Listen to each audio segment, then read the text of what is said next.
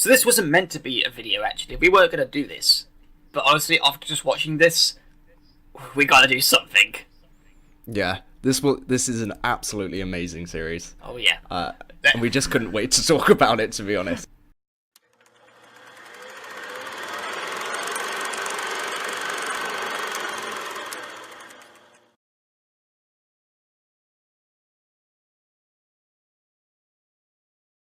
So Kingdom is the latest Netflix original series, and... Well, that's not quite true. It's not the latest. It was released this year, so technically it is the latest, but you get the point. Oh, okay. So Kingdom, it's the latest Netflix television series, and we actually just tuned into it yesterday. It was released around early January of this year, but a certain friend of mine who was with us today, Liln, Hello. he came across it recently, and he pulled me aside this weekend to say, yeah, we've got to sit back and watch this. It's goddamn better than anything else we've done so far. We tuned into it on a weekend, and I thought, yeah, it'll just be another good series. It sounds like a cool period piece or something. Oh, how I had to show you this. It's the best zombie TV series, in my opinion. So the basic rundown of this series is strange rumours go around about the king falling ill from something maybe about the smallpox, but we don't quite find out what gets him in the first place. But what we do know... Oh, no, I'm going too deep into it too quickly. I'm starting to explain the whole plot. All right. Pace yourself. Kingdom is one of the latest Netflix original series where it's zombies mixed with a very nice dramatic storyline going on in the background, and zombies just to put the icing on the cake there. The basic premise is, whilst strange rumours are going around about that ill king, the king has fallen ill and no one's seen him in a few days. So everything's going around, the rumours going around that the king is dead, but we don't get to know much in the first episode. The Crown Prince, which is our main character, he becomes the only hope to stop the mysterious plague and overtake the land. Yeah, what's really interesting about this series is that it's, aside from the zombies, of course, it's a very real and very almost relatable period piece. It's set in it takes place in Korea's medieval Johnson period. I believe that's how. Yeah, like a Korean Endo period. I think it's called Endo. I don't know if that's Japanese or not, yeah, but it's the samurai period essentially. And yes, it works on several levels of entertainment, which I think are very well crafted, especially for Netflix original. And in terms of the zombie side to it, it's really interesting because it's not something I think we've seen in a lot of genre media from before when it comes to the zombie apocalypse genre. And like I said before, these are the best zombies I've ever seen. These are the most well-written zombies, the most well-designed zombies, and probably the best-looking zombies. Like, you know how in The Walking Dead you see all the zombies with decaying faces and faces falling off and stuff? It's very, very over-dramatic with the makeup. It's very, very... It's there to kind of creep you out. Yeah. Whereas these zombies, quite minimal makeup, and they're just made to look like dead bodies. It's almost very basic, and that actually makes it work more because it's just so real. I mean, again, no hits to The Walking Dead because they're good at what they do, but this series really does nail home a different take on it, and it's not just in a different take as if they changed the genre forever, but it's more just having a different spin on it for the purposes of the story, and it really does sell it and everything else that comes with it in a great big package. And I think also one of the high points of this is its political storyline, but what I should say, the political subplots to it, because they are also very important to the story. It actually reminded me quite a lot of the early seasons of Game of Thrones, where it was heavily focused on the political angles and the subplots and all these events, and they had the mysterious White Walkers eddying on the background as it went on. This one was... Yeah. I mean, the first episode literally kicks off with this subplot being the forefront and centre focus. And we don't actually get any zombie action till the end of the episode. It's all kind of character building on the first episode. It's all kind of getting to know these characters, what their motivations are, and their motivations become more clear throughout the episodes, which I absolutely love. Yeah, God damn it, I was raving to you about this during after we finished the series, and I wish, again, I keep saying this, I wish we had bloody recording equipment with us then, because then we could have caught all of it on fucking camera, but... We had so much to say then. God damn it, every single person in Hollywood look to these kind of studios and these filmmakers and these goddamn actors, because these are the people who know how to do goddamn Star Wars. Let's question that. They should be the people who make Star Wars. And there's so many other things that I love that are botched done and ruined because of stuff, which we will not get into. but God damn it, this was a great series. Why? Because it was a good story with likeable, complex, different, and also interesting characters. Even the very basic characters, they did their purposes for the story and what you expect from them, and it was so entertaining. We will make quite a few comparisons to Game of Thrones just because we have kind of finished watching it quite recently. Yeah, we actually finished like the last season 7 just last week, did we? Yeah, just last week. And we've moved straight on to Kingdom, which is quite a short series. It's only 50 minutes per episode and 6 episodes in one season, and there's only one season at the moment. And it does end on quite a big cliffhanger. Which we will not spoil yet. We'll get to that later on. Yeah, we'll get to that. But I'll go back to what you said earlier. Yeah, about 50 minutes runtime per episode. But what you said earlier about it having only a 50-minute runtime, it feels longer. And that's actually, I think, and that's actually what one of the strengths for this series is. It's the writing, because it all uses the time so meaningfully. It feels at a natural pace, unlike a lot of shows today where it feels like it's all done and done so quickly, or they just get straight into the action. The show, the episodes themselves just take their time, and it builds on stuff. It builds on the attention, it builds on the atmosphere, and also builds on the horror. It's really great.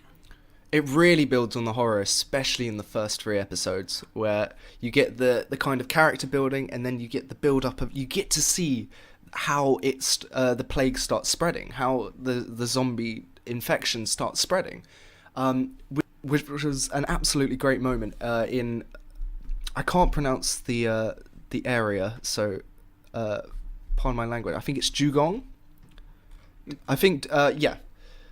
So it all starts in the medical area, which is Dugong. Sorry if I've absolutely slain the Korean pronunciation. We're going to botch so many more names. But yeah. Oh, trust me, we're going to botch so many names today. Yeah, I've got them written down here, and I still think I'm going to botch them. So it all starts in this kind of like medical treatment facility, not really facility, it's very basic kind of like they're running out of food, all the patients are getting really, really hungry. So one of the side kind of main characters that we get, other than the Crown Prince's story before they all meet, is we get these 2 characters. We get Kobi. I think it's Sabi. How do you pronounce her name? I think it's Sabi, and she's a physician, and she's one of the first people alongside. She's the physician's assistant, so she's there kind of helping all the patients, but everyone's going hungry, and they're kind of waiting on the kingdom to send food.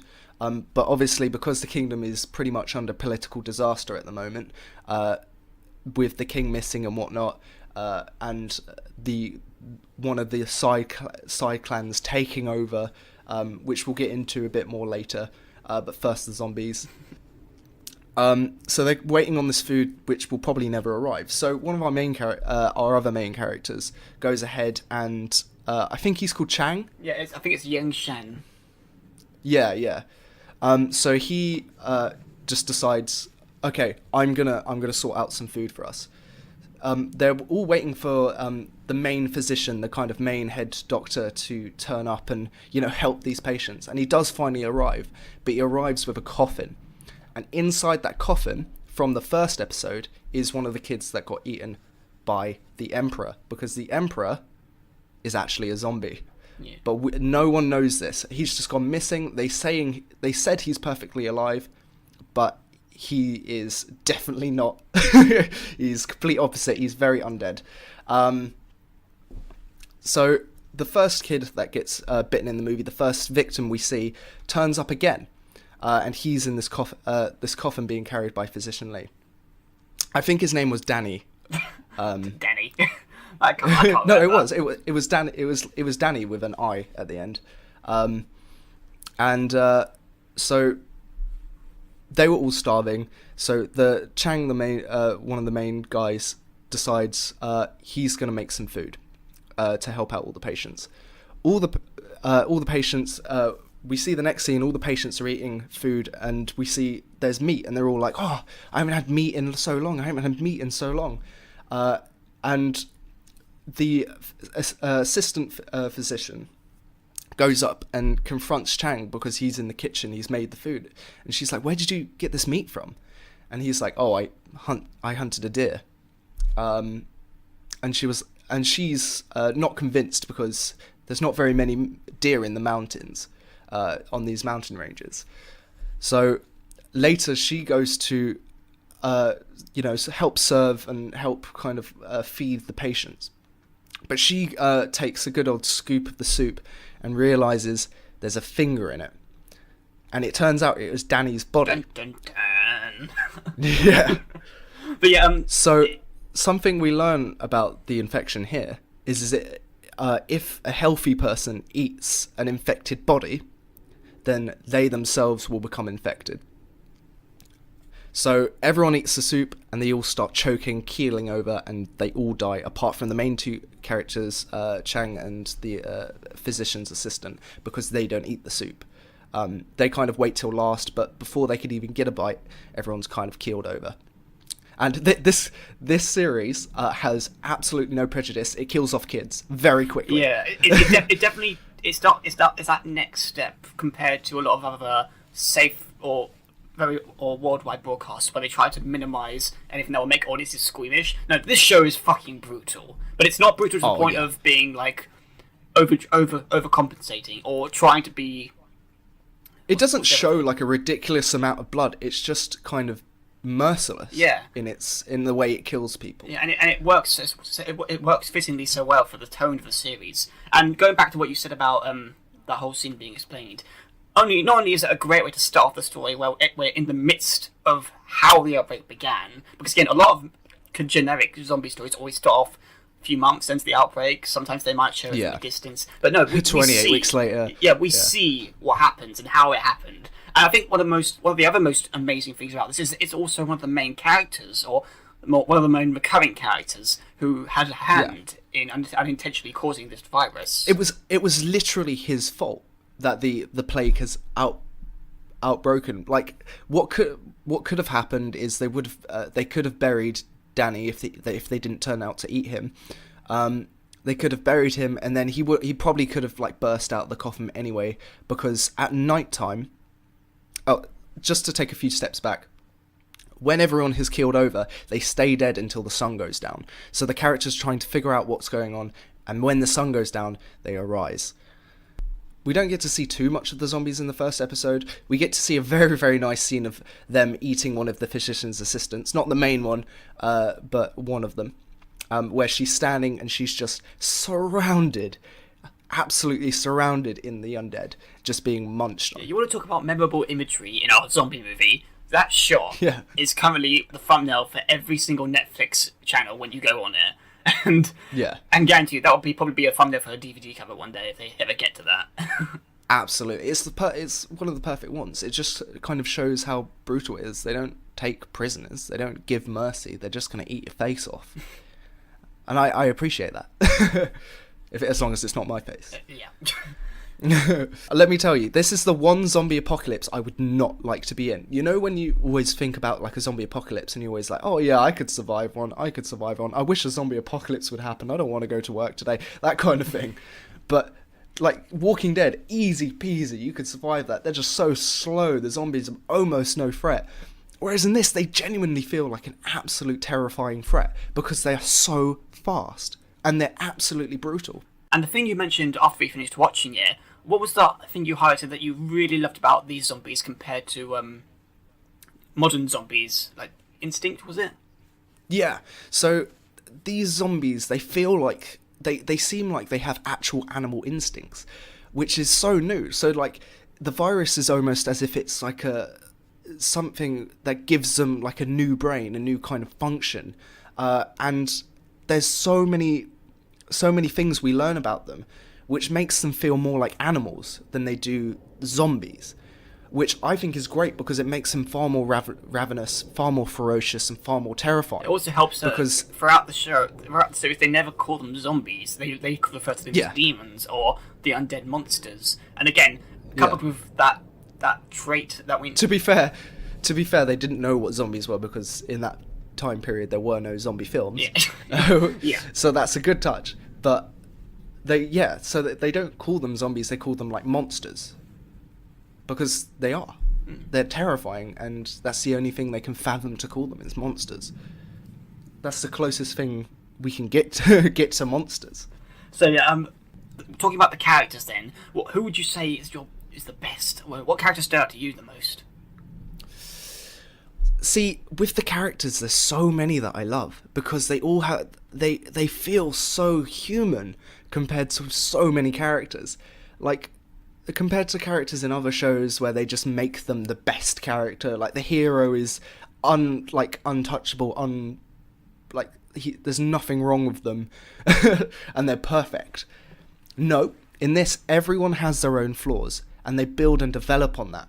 Yeah. Even the Crown Prince looks down on the common people, but he still wants to save them because he knows they're people, and he learns to connect with them and love them more, because he's pretty much been in the palace his entire life, and he knows that people are of lower birth. That's very kind of the Korean dynasty, the Korean kingdom's way of looking at stuff, as if you weren't born higher class, you're trash, you're a peasant, you're a commoner.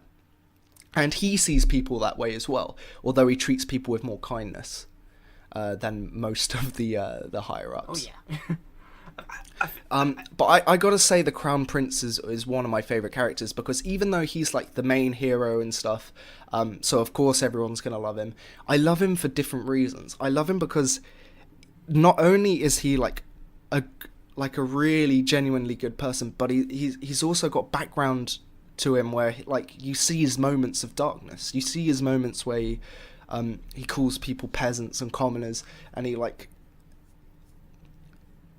you just see his moments of not being a perfect human being, because not everyone is. Yeah, and even at the end of the first episode, after we finished watching that, I literally turned to you and said, why can't we get characters like this in mainstream films? In just one episode, in the fucking pilot, we know more about this character and his purpose and his background and why he has to do what he does in 50 minutes, compared to every Hollywood movie that's been released in the past few years that has 2 hours to them, and yet they can't give us a decent character. This show gave us that.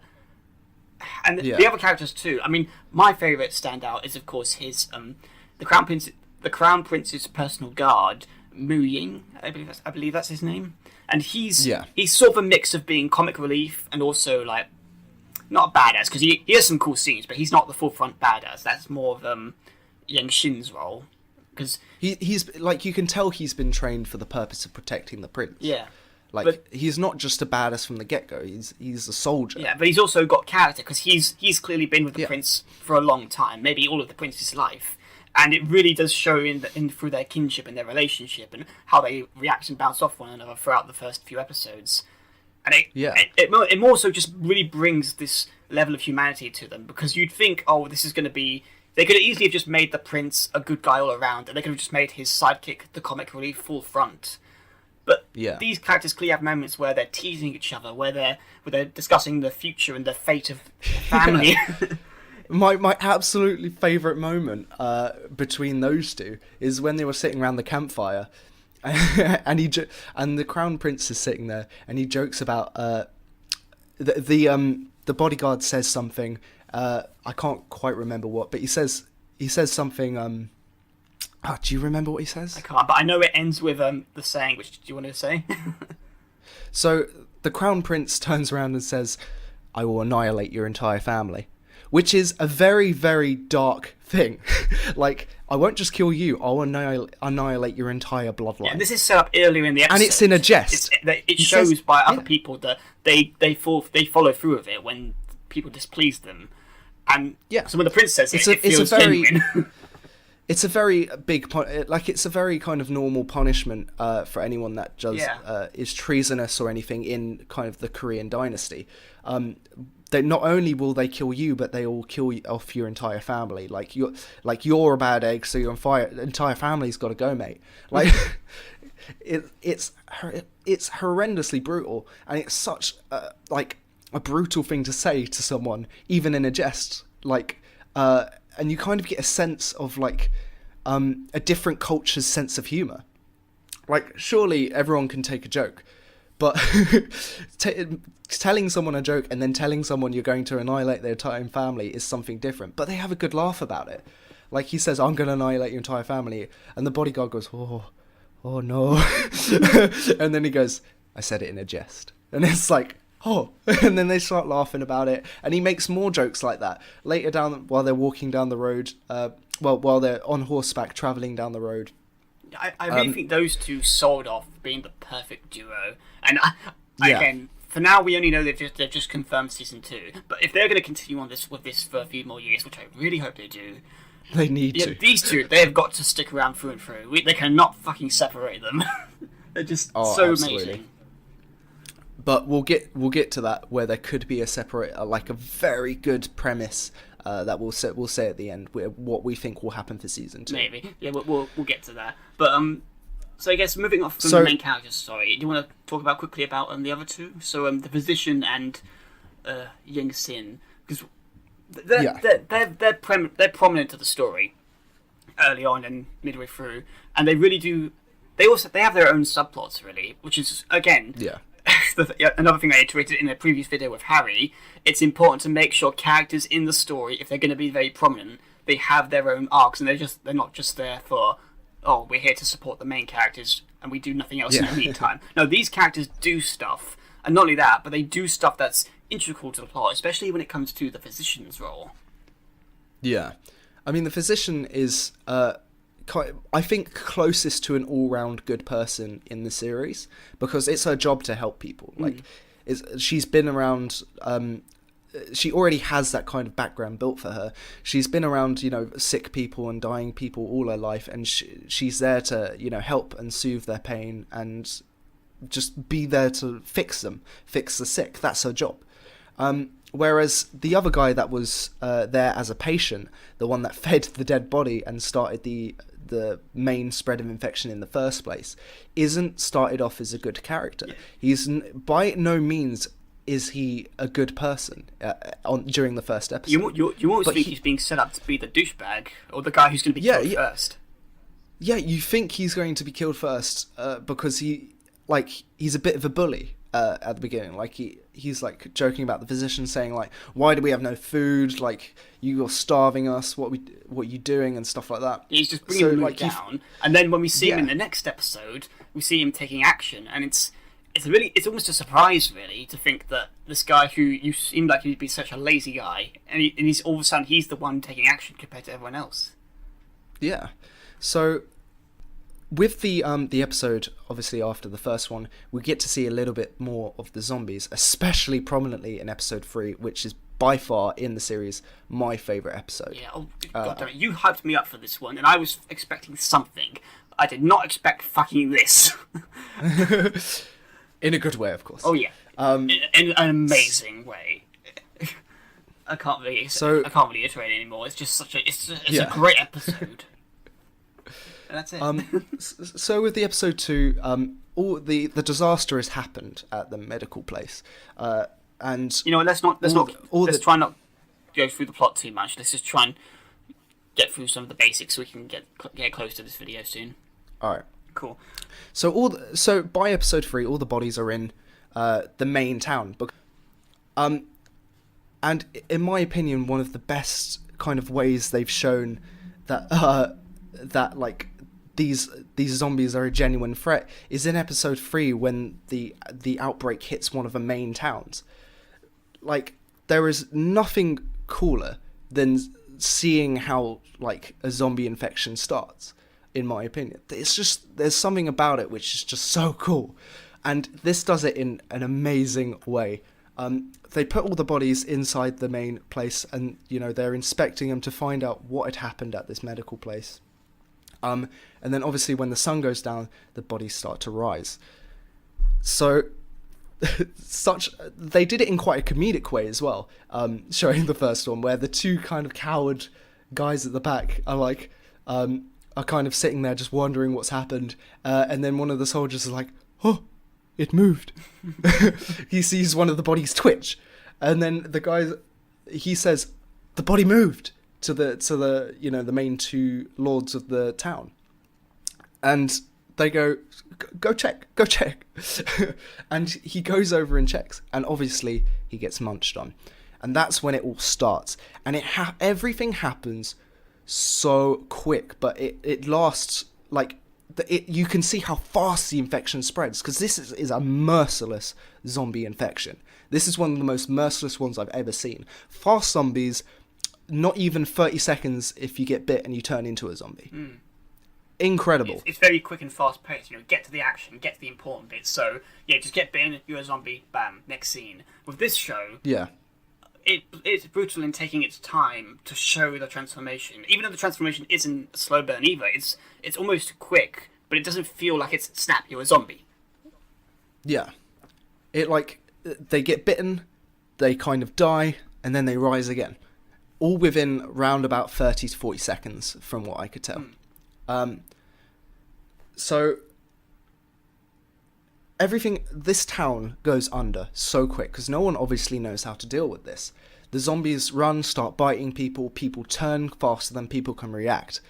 And in turn, hordes and hordes are running through the streets, just unprejudicedly killing kids. Like, we at one point in the slums, one of the most iconic zombie scenes of, like, people not know, because obviously the message doesn't get across instantly what's happening. They don't have live news or anything. Like, the people in the slum areas have no idea what's going on, and then one of the kids is infected, and, like, this guy is sitting there and thinks the kids are play fighting, and one of the kids pushes down another kid and starts biting her, and he goes, hey, that was Scar. Don't do that. Like, get off her, you punk. And goes and starts to walk over, and then realizes something is wrong. And then the zombie kid looks up and starts running at him, and then we see a massive swarm running through, like, these filthy swamps and stuff, just absolutely terrorizing this village. Yeah. And it's the coolest zombie moment I've ever seen. Yeah, it's also followed on by another great scene with where this mother tries to protect her own daughter before she's bitten, because she's also been bitten. And then, lo and behold, her other daughter comes in, and again, it's not shown, but the way of the scene itself is just showing and more implying as well how it turns out. So she puts the kid inside of a crate, and says, "Don't come out for anything." And obviously, and then she starts to turn because she's been bit on her hand. And then she turns, and then the kid starts peering out the crate, and then the zombie's just about to see her, and then the other sibling comes in and says, Mummy, help me. She's so scared, she doesn't know what's going on, but that's her mum, because obviously she has no idea what's going on. She doesn't know that's an undead person now. She doesn't know that's an infected person. So she's just standing there like, Mum, what are you doing? You're scaring me. And then the mum goes over and then goes in to take a bite, and then we don't get to see the rest. But the other little kid is watching the entire thing. Yeah, and she ends up becoming a bit of a recurring character as well. Yeah. So it really does add more weight to that scene when you watch her episodes later, just reacting to, are we going to be helped? Are they going to come and save us now? Yeah. There's also one other scene I definitely need to talk about. So the main two characters, physician's assistant and Chang, get thrown into prison cells because they tried to warn everyone before the bodies turned, but no one listened to them and thought they were crazy. So they threw them in prison cells, and lo and behold, the zombies swarm around the prison cells. Obviously can't get in, but they swarm around the prison cells, and obviously they're trapped in there. We don't know for how long, because we haven't learned a certain good thing, which I'll get to in a sec, about the zombies. But inside the prison cell next to them is two kind of unrelated characters, but they're chained together with this massive kind of neck plank, which it separates them, but they're kind of like cuffed together, so they can't quite reach each other. But one of them gets bit, so one of them turns into a zombie, and for the entire night is trying to eat this other guy on the other end of this plank. But obviously he can't get his head there, but he's just an animal trying to get at the meat. And he's just, for the entire night, he's just running around like, no, please stop, I'm exhausted. It's hilarious. It's like, such a horrific moment is turned in such comedic genius. It's clever writing all around. Yeah. Okay. So that leads me on to really quickly to one thing we learn about the zombies, and this is also let's not do that bit. Yeah, let's get to the political stuff, and then we'll close off the video with the big twist. No, it's not the big twist. It's just the talking about the sunlight. Oh, okay, cool. So, the reason, in general, I think these are the best zombies, is because, again, like I've said, they have like an animal instinct. But one of the most instinctual moments we see is as soon as the sun comes up after they attack this town, they all start fleeing away from the sun, and they just throw their bodies into any dark place they can find under buildings. They swarm under the buildings, under the decks of buildings. They throw themselves in wells. They do all sorts just to avoid the sunlight, which, because it's such a swarm and it's such an instinctual drive for them as soon as the sun comes up to do that, I just think they are the absolutely incredible zombies because they just feel far more like animals. Yeah, I mean, again, going back to modern media zombies with how that we are common to see them, it's easy just to have them walk around or just have them maybe just sit in a corner at the moment the character comes in, they awake and they start doing it. But no, to see it have that instinct play out and how they get around the flaws that hold them back. Yeah. Again, what else to say really? You've already told us. It just adds such a different twist to what we expect from a zombie series. And it gives such a good visual kind of moment of during the day when all the survivors of that night walk out, they just see all the bodies kind of piled up underneath houses and in the wells and stuff. Just all these bodies that have thrown themselves into darkness. And it's such a kind of gruesome sight to see. There's even a point when they're travelling across country or something, and they see some of them hiding under mountain tops, and they think, oh, are there more monsters? Are they everywhere? And it does really give you that dreaded sense of, God, how many are there now? Yeah, they've thrown themselves under rocks and stuff just to try and get away from the sun. Just anywhere will do that is slightly shady. And then, of course, once they've found shade, they deanimate and they just stop functioning and they're completely dead again. So they turn back into corpses. And then as soon as the time is right, they get back up. Such a terrifying thought. God damn it. We need season 2 now. I'm fucking dying for season 2, dude. I want to know what happens. I need next. it to happen. I'm sorry, I keep swearing, but god damn it, it's just such a good series.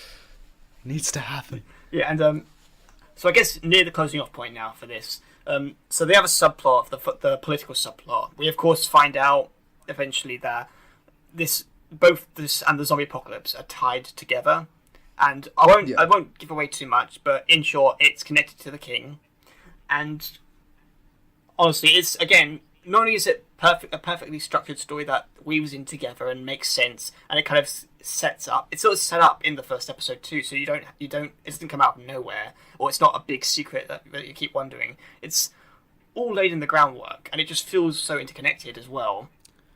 And you piece stuff together in your mind as well while it's all happening, because they just give you more clues as to what's actually happening, and it's absolutely just incredible the way they've woven basically the zombie apocalypse into this political subplot. And as for the political subplot and the characters involved in that, even them, they're clearly the bad guys, the human bad guys of the series. Yeah. But their reasoning, their motivation, it's all in evil in an evil stance, but it really does.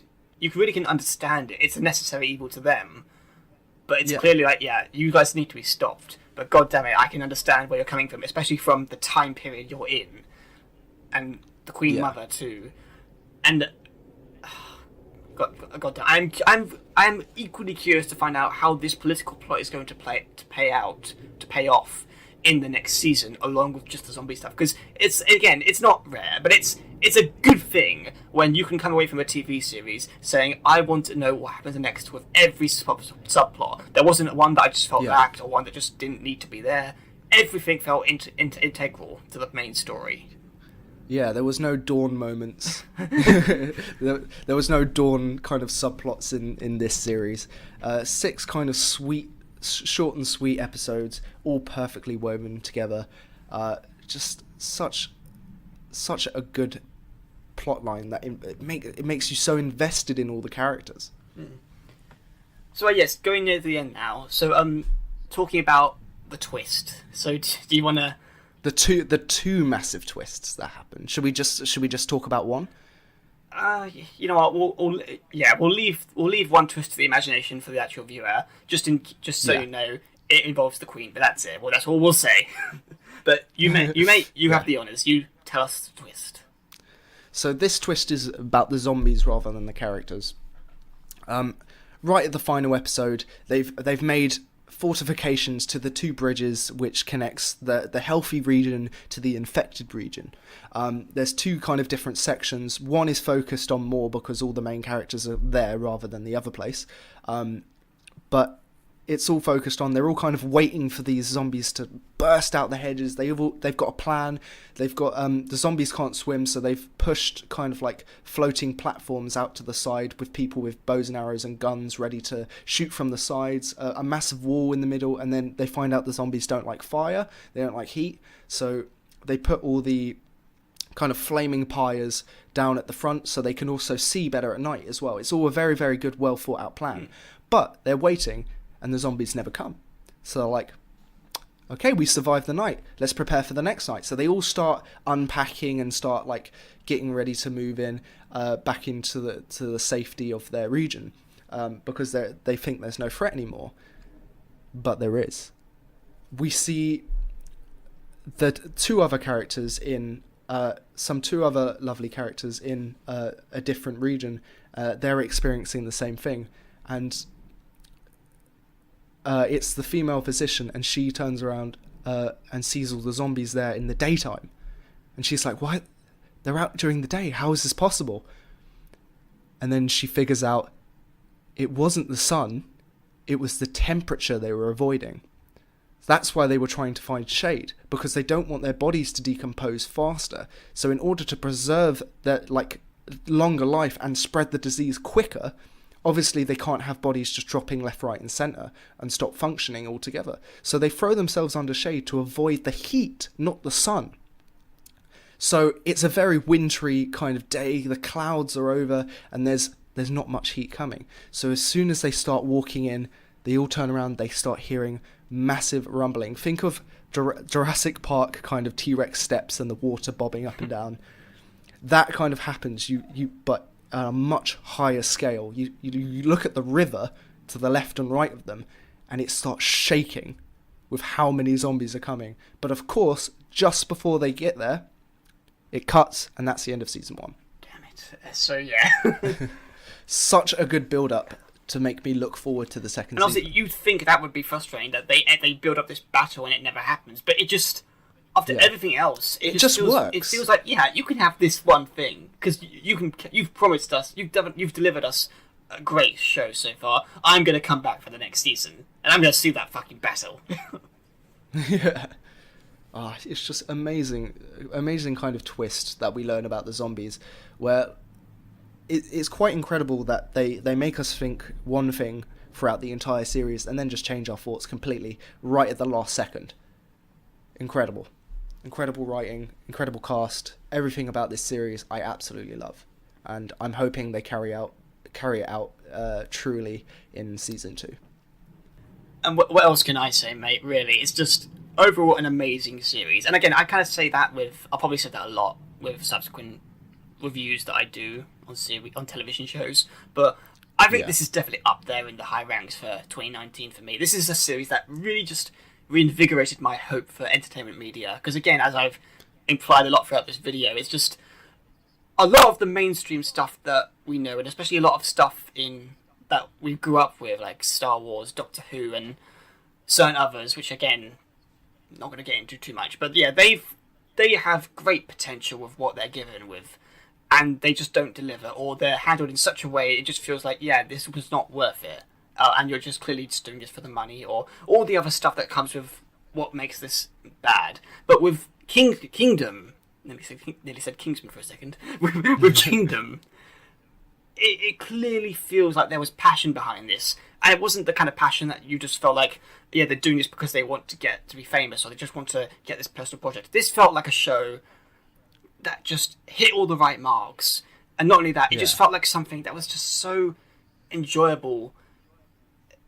Sorry, I feel like I'm rambling at this point, but that's just it. It was just such a great series, and it really reamps your love for zombie flicks. Yeah, I really, really am hoping to see season 2 now.